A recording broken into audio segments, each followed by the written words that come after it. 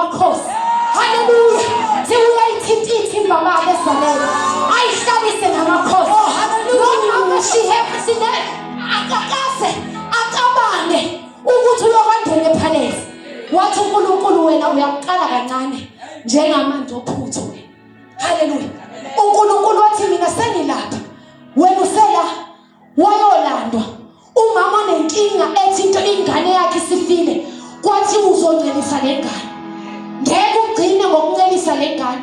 Uzokhokhelwa. Wena uzohlala ngathi uyingane yenkosi.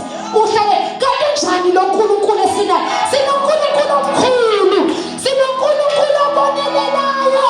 Sengathi uNkulunkulu angabonelela. Uyesho isimo sakho. Hallelujah. Hallelujah. Sengathi uNkulunkulu angazi ukuthi namhlanje uhlushwa yini.